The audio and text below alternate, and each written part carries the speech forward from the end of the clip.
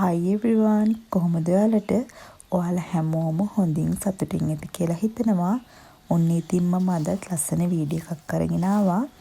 මේ වීඩියෝ එකේ තියෙන්නේ පහවුන සඳුදා දවසක උදේවරුව ගෙවුනේ කොහොමද කියලා. ඉතින් මේ වීඩියෝ එකත් එක්ක දිගටම එකතු වෙලා ඉන්න. දැන් මේ ඔයාලා දකින්නේ එදා උදේම මම නැගිටලා බබාට කින්න ගන්න අරගෙන යන්න කිරිබත් හදනවා. එදා බබාගේ මීල් ප්ලෑන් එකේ තිබුණේ මිල්ක් රයිස් හරි බොයිල් වෙජිටබල්ස් හරි. පහුගිය ටිකේම වැස්සත් එක්ක මම යාට බොයිල් වෙජිටබල්ස් තමයි දුන්නේ. හැබැයි ඉතින් දැන් මේ ටිකේ පායන නිසා බබා ගොඩක් ආස නිසාත් මං ඉතින් අද යාට කිරිබත් තමයි හදාගන්නේ. ඉස්සර නම් මම කිරිබත් හදද්දී හාල් ටික සෝදලා ඒකට දිය කිරි දාලා තැම්බෙන්න තියලා තැම්බුණාට පස්සේ මිටි කිරි ටික දාලා තමයි ගත්තේ. හැබැයි දැන් එහෙම හදනව ගොඩක් අඩුයි. මම දැන් හදන්නේ ගොඩක් වෙලාවට මුලින්ම සාමාන්‍ය අපි බතක් උයනවා වගේ උයාගෙන ඊට පස්සේ තමයි දිය කිරි ටික දාලා ඊට පස්සේ ඒකත් හිතෙනකන් තියලා ඊට පස්සේ ආයෙ මිටි කිරි දාලා කිරිබත් එක හදාගන්නේ. ඒකට හේතුව තමයි සමහර අපි ගන්න හාල් වර්ග පොඩ්ඩක් තැම්බෙන්න හොරයි. එහෙම වුණාම අර දැන් බබෙකුට එහෙම දෙදි චුට්ටක් බයයිනේ බඩ එහෙම දෙන්න ගන්නවනේ. ඒ නිසා තමයි මම ගොඩක් වෙලාවට දැන් බතක් වගේ හොඳට හාල් තැම්බෙන්න තියලා. ඒ කියන්නේ දැන් අපි බතක් උයාගත්තම හාල් හොඳට තැම්බෙනවනේ. ඒක බය වෙන්න දෙයක් නැහැනේ. ඉතින් ඊට පස්සේ තමයි මම කිරි වර්ග දෙක එකතු කරලා ගන්න. ඉතින් චුට්ටක් අර විදිහට වැඩි පොඩ්ඩක් ඉතින් වෙලාව නම් යනවා. ඒ වුණාට ඉතින් බය නැතුව බබාට දෙන්න පුළුවන් නිසා මම ඉතින් දැන් කිරිබත් එක හදාගන්නේ ওই විදිහට තමයි.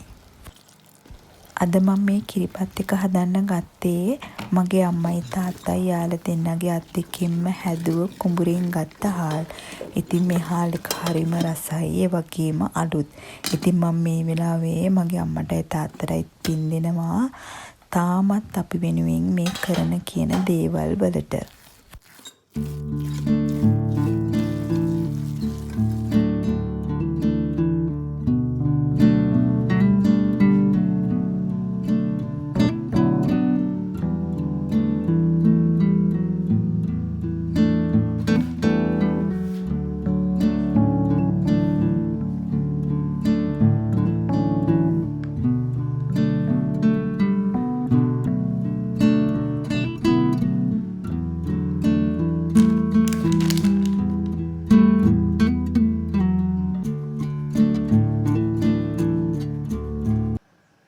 ඔන්න ඉතින් මම දැන් බබාගේ ලන්ච් බොක්ස් එකට පොඩි කප් එකකින් කිරිබත් දෙකක් දාගත්තා.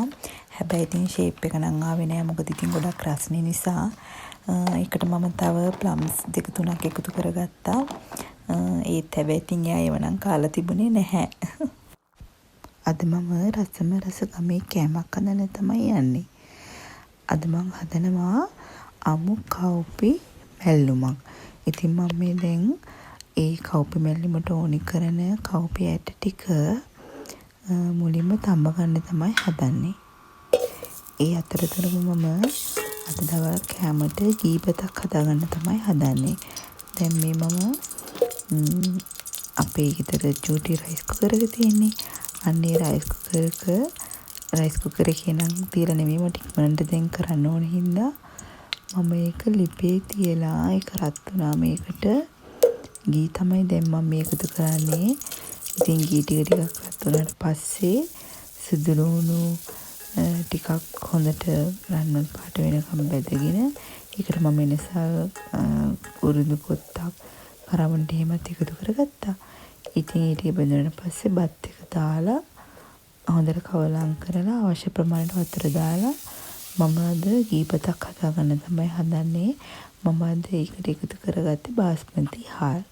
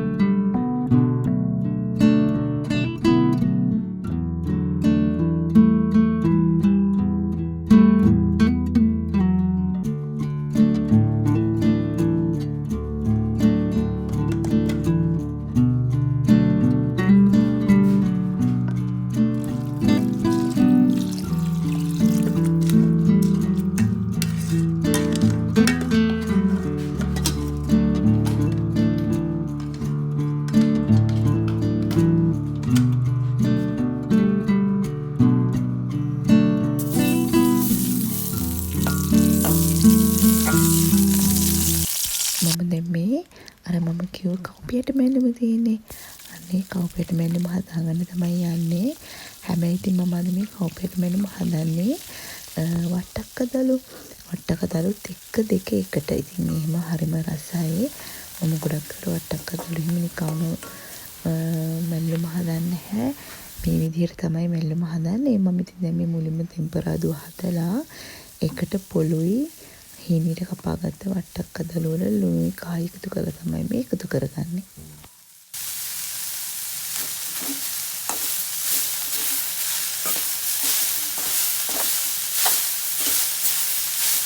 ඔයාලා බලන්න ඇති මම මේකටයි මිරිස් මුකුත් එකතු නොකරේ කියලා. ගොඩක් වෙලාවට ඉතින් මැල්ලුම් හදද්දී අපි මිරිස් කුඩු එහෙම එකතු කරන්නේ නැහැ නේ. ගම් මිරිස් කුඩු වේලිච්ච මිරිස් කරාල වගේනේ අපි තෙරට එකතු කරන්නේ. හැබැයි මම මේ මුකුත් එකතු කරේ නැහැ.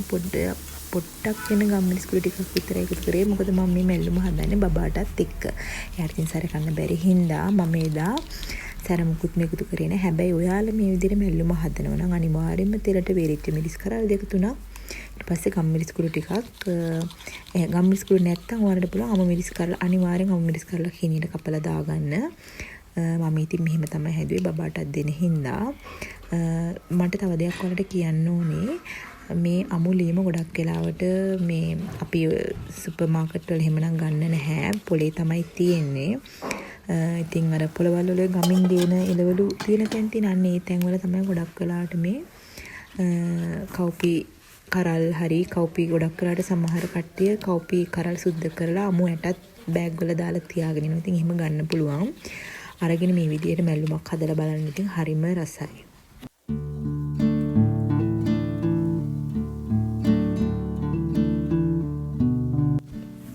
මට ඔයාලට කියන්න බැරි වුණානේ. මම දැන් මේ උයන්න ගත්තේ බබා ඉස්කෝලේ ගිහින් දාලා ඇවිල්ලා. ඉතින් මම ඉක්මනට උයන්නේ. ඉතින් බබාව ආය ගන්න යන්න ඕනේ හින්දා. උන් ඉතින් මහන්සියත් එක්ක ඒ වෙලාවේ මම ඉතින් උදේ බබාට හදපු ජූස් එකකින් ටිකක් තියලා ඒකත් මොන ගමන් තමයි මේ උයන්නේ.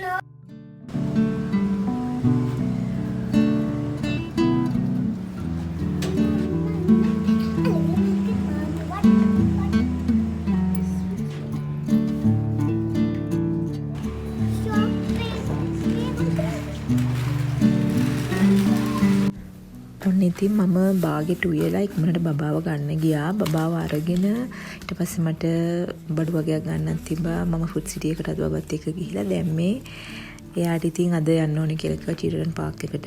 පොඩි වෙලාවකට ඉතින් එක්කගෙන ආවා. මොකද මේ දවස්වල පායන හින්දා ඉතින් මඩ එහෙම නැති හින්දා ඉතින් ප්‍රශ්නයක් නැහැ. Yes you can. මේ හැබැයි මේ දවස්වල මෙන්න මේ ස්ලයිඩ් එක තියෙන හරිය සුද්ධ කරලා තිබුණේ. මන් දන්නේ නැහැ මොකටද කියලා. කලින් නම් තනකොළ තිබුණේ. දැන් නම් ඉතින් ලස්සන නම් නෑ ඒ හරිය.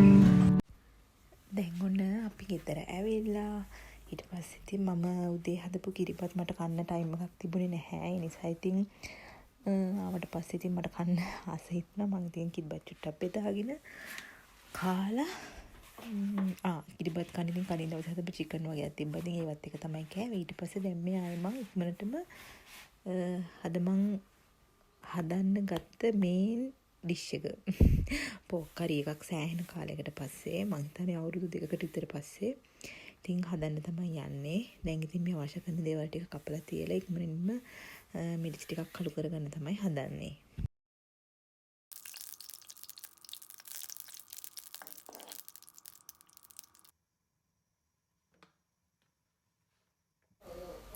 මමත් ඉතින් අනිත් අය හදනවා වගේම සාමාන්‍ය විදිහට මැටි භාජනයකට තේ ටිකක් දාලා ඉතින් ඒක රත් වුණාට පස්සේ සුදු ලුණු ඉඟුරු ටිකක් තරලා දාලා අවශ්‍ය කරන ලුණු අමු මිරිස් රම්පි කරපිංචා ටිකක් දාලා ඒ ටික හොඳට බෙදුනට පස්සේ අර අපි මුලින් කළු කරගත්ත මිරිස් කුඩු ටික තියෙන්නේ අන්න ඒ ටිකත් ඉතින් එකතු කරලා ඊට පස්සේ පෝක් ටිකක් දාලා මම මේ පෝක් ටික මැරිනේට් කරලා තිබුණේ. ඉතින් ඒ ටිකත් දාලා හොඳට කවලම් කරලා ඉතින් උයා ගන්න තමයි තියෙන්නේ.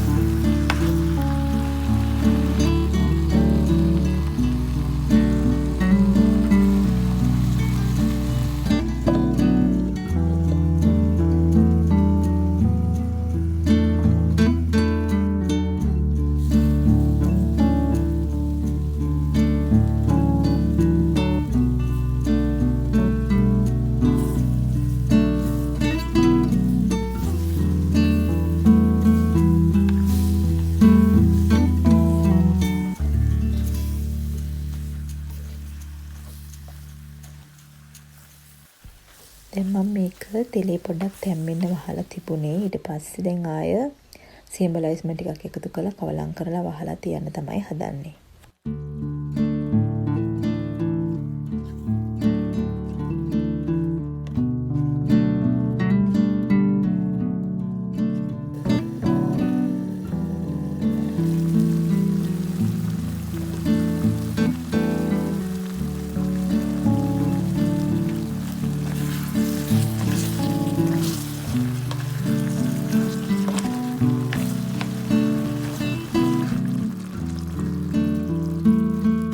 දැන් මම පෝක් එක හොඳට තැම්බෙන්න අර පෝක් එක මැරිනේට් කරලා තිබුණු භාජනයේටම වතුර ටිකක් එකතු කරලා ඒක මම කරියකට එකතු කරා. දැන් හොඳට මම මේක උයා ගන්න තමයි හදන්නේ. මම අද මේකේ ග්‍රේවි මුකුත් තියාගන්නේ නැහැ. හොඳටම හිඳෙන්න තමයි අද කරි එක හදාගන්න යන්නේ. දැන් ඔන්න මං කාලෙකින් හදපු පෝක් කරි එකත් ගානට කුක් වෙලා තියෙන්නේ. ඉතින් මං හිතනවා මේ වීඩියෝ එකට කැමති වෙන්නේ නැති කියලා. එහෙනම් ඉතින් අලුත් වීඩියෝ එකකින් හම්බ වෙනකම් මං ගිහින් එන්නම්.